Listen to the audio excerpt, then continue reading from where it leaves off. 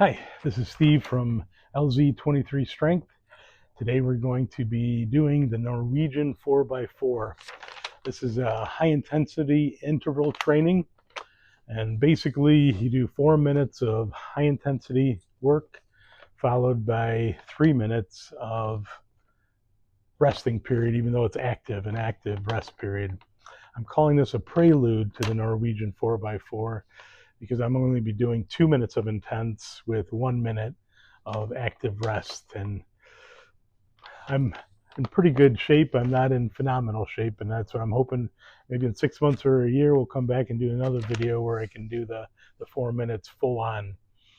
Now you can do this protocol either running, you can do it on a rowing machine.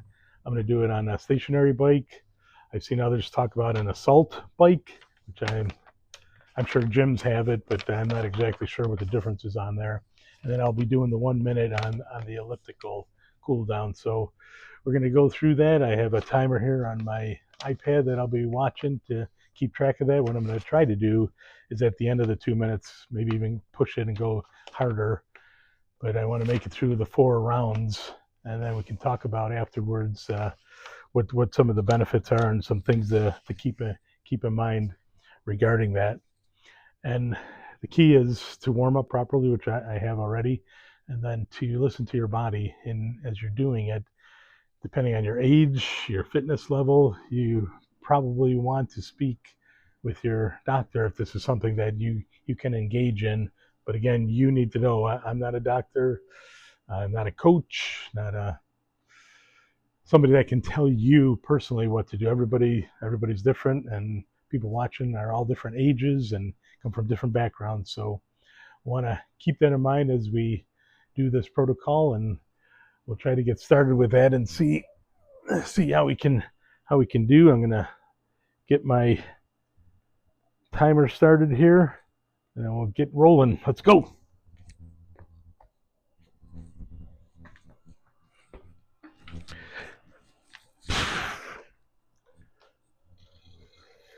All right.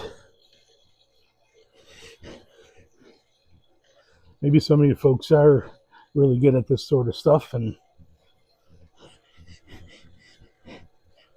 you'll say, hey, he's not doing high intensity, but we'll see how the 2 minutes goes, and maybe I can get to 3 minutes in a different week, and we'll see how it goes.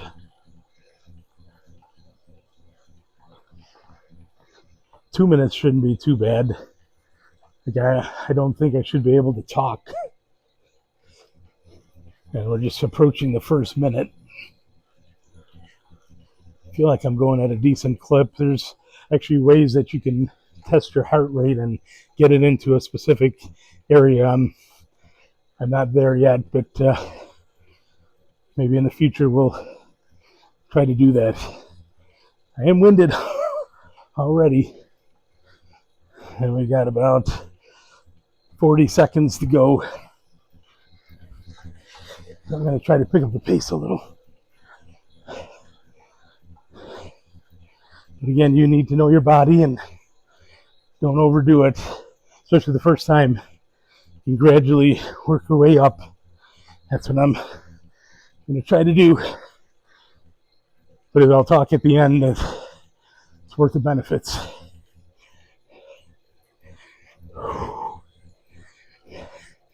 Almost there.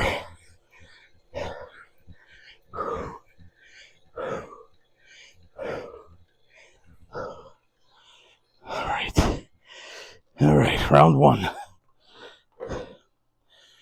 Round one is okay.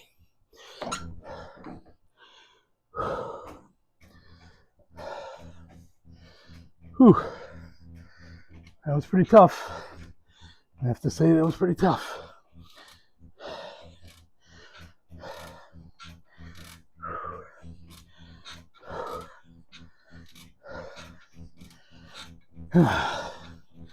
Half a minute to go. I have a feeling by the third or fourth round, I will be huffing and puffing.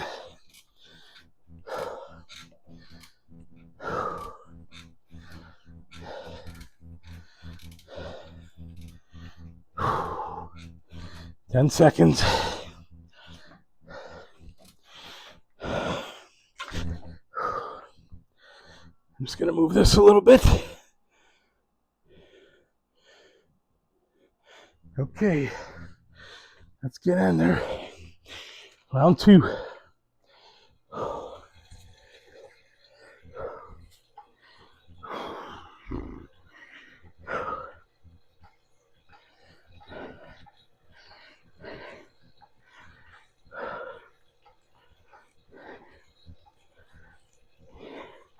Yeah, I'm pretty sure I'm going to be dying by round 3 and 4. I do great with working out. The cardio, fair. We'll say fair to middling.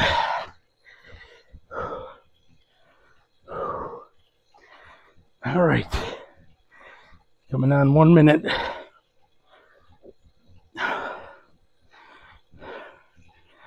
All right. First minute's down. Wow.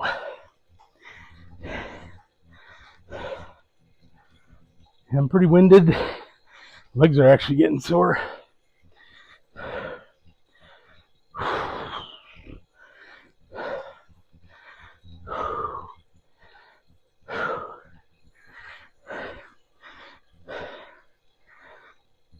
Whew. 30 seconds.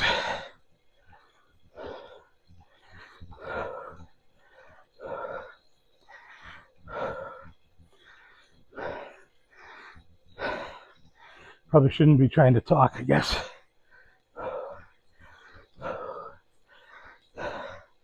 10 seconds.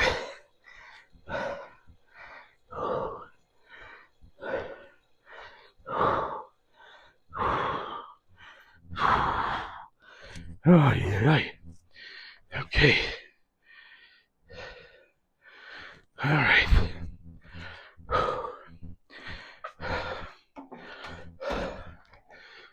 Wow. Huh? Not what I expected. Not what I expected, friends.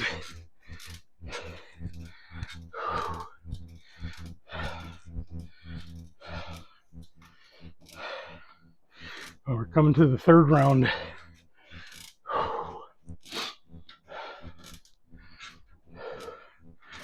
20 seconds.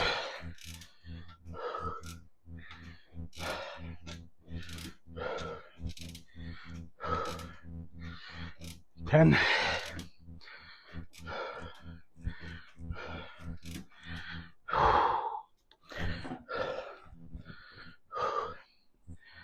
All right. Round 3.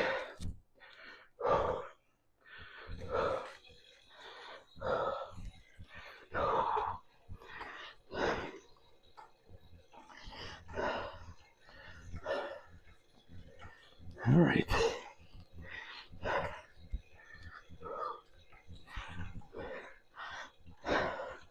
Hope you're not watching to see if I pass out.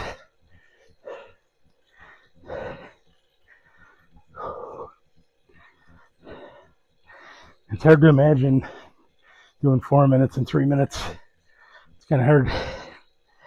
So I might be at this level for a while.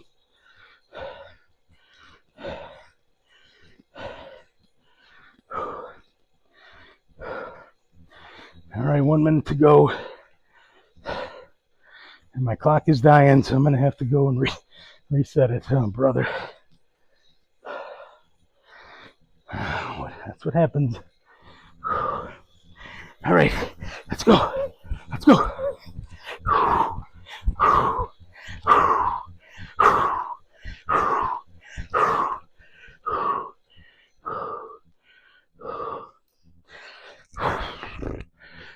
3rd round down.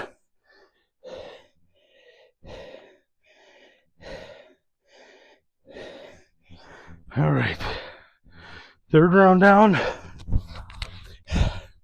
I lost a few seconds there, but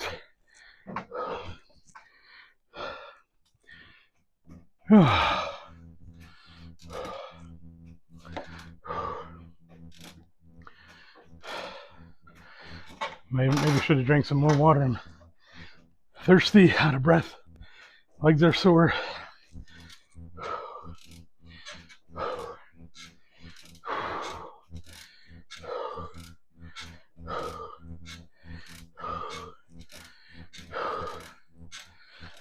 Twenty more seconds.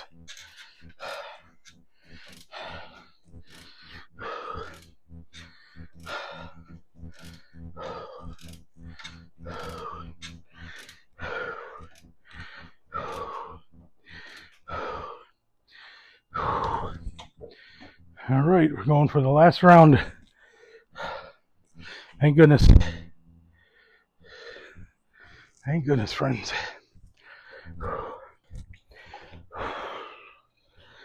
All right.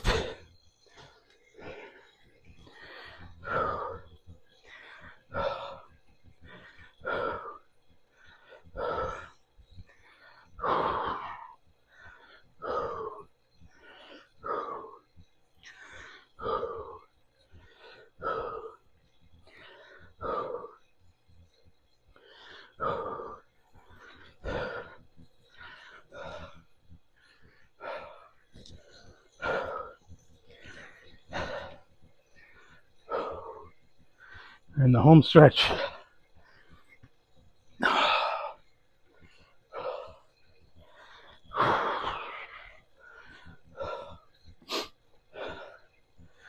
One minute to go.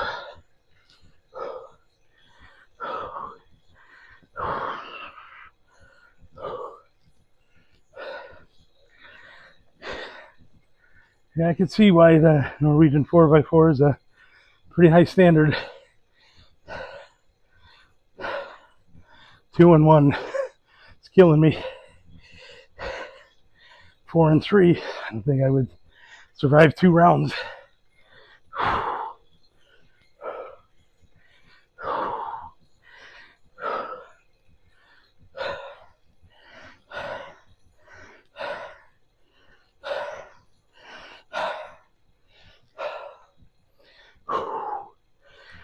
10 seconds.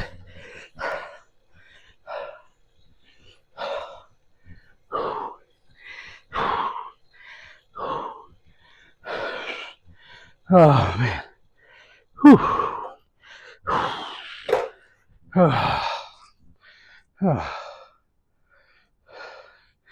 All right, gang, don't judge me.